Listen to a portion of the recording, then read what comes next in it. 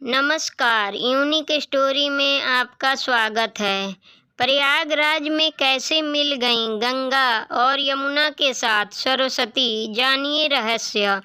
गंगा, यमुना, सरस्वती, कावेरी, गोदावरी, कृष्णा, सिंधु, शिप्रा, ब्रह्मपुत्र आदि सभी नदियों के अपने अपने संगम हैं। हिंदू धर्म के 3 देवता हैं, शिव, विष्णु और ब्रह्मा, और 3 देवियां हैं, पार्वती, लक्ष्मी और सरस्वती। इसलिए सभी जगह त्रिवेणी का महत्व और बढ़ जाता है।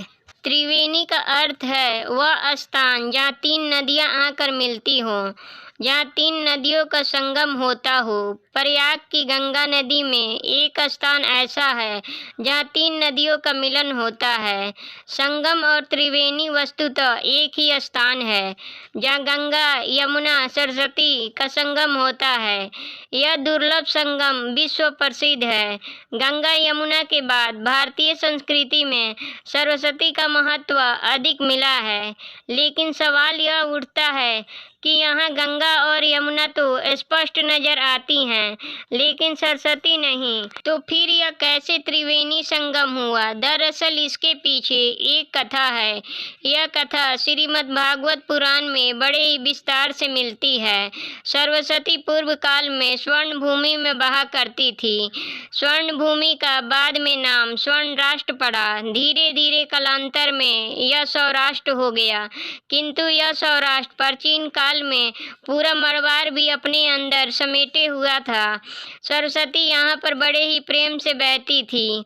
नित्य इनकी पूजा और अर्चना होती थी। धीरे धीरे चूंकि इस प्रदेश के लोग यवनों के संपर्क में आकर यवन आचार विचार के मानने वाले होने लगे, तो सरस्वती ब्रह्मा जी से अनुमति लेकर मरवाड़ एवं सौराष्ट्र छोड़कर प्रयाग में आकर वास करने लगी।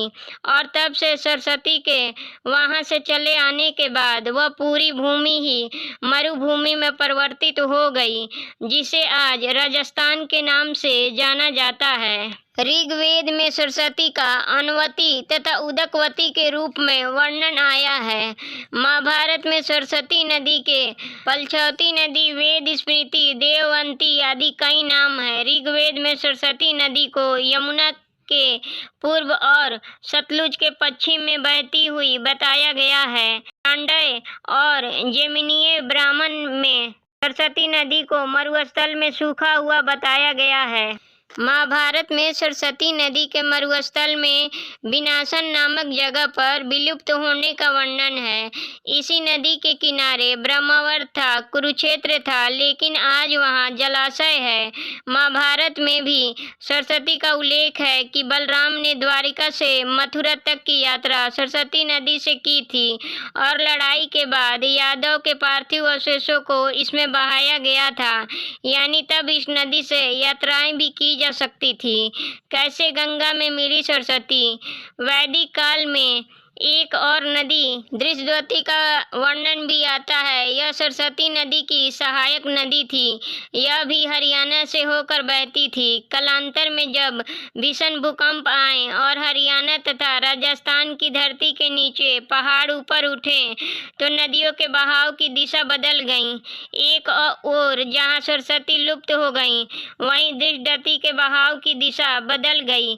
इस दृष्टद्वती को आज की यमुना कहा जाता है। इसका इतिहास 4000 वर्ष पूर्व माना जाता है। भूचाल आने के कारण जब जमीन ऊपर उठी तो सरस्वती का आधा पानी यमुना में गिर गया। इसलिए यमुना के साथ सरस्वती का जल भी प्रवाहित होने लगा। सिर्फ इसलिए प्रयाग में 3 नदियों का संगम माना गया है। धार्मिक उल्लेख: महाभारत में सरस्वती नामक 7 नदियों का उल्लेख किया गया है। एक सरस्वती नदी यमुना के साथ बहती हुई गंगा में मिल जाती थी। ब्रजमंडल की अनुश्रुति के अनुसार एक सरस्वती नदी प्राचीन हरियाणा राज्य से ब्रज में आती थी और मथुरा के निकट अंबिका वन में बहकर गोकर्णेश्वर महादेव के समीपवर्ती उस स्थल पर यमुना नदी में मिलती थी, जिसे सरस्वती संगम घाट कहा जाता है। सरस्वती नदी और उसके समीप के अंबिका वन का उल्लेख पुराणों में हुआ है। उस सरस्वती नदी की प्राचीन धारा भी अब नियमित रूप से प्रवाहित नहीं होती है। उसके स्थान पर सरस्वती नामक एक बरसाती नाला है, जो अंबिका वन के वर्तमान स्थल महाविद्या के जंगल में बहकर जाता हुआ यमुना से मिलता है। साथ ही सरस्वती कुंड भी है। यह नाला, मंदिर, कुंड और घाट उस प्राचीन नदी की धारा की विद्यमान के प्रमाण हैं। इनसे ब्रज की परंपरा प्रागैतिहासिक कालीन स्वयंभू मनुष्य जुड़ जाती है। मथुरा के स्वामी घाट का पुराना नाम सन्मय घाट है।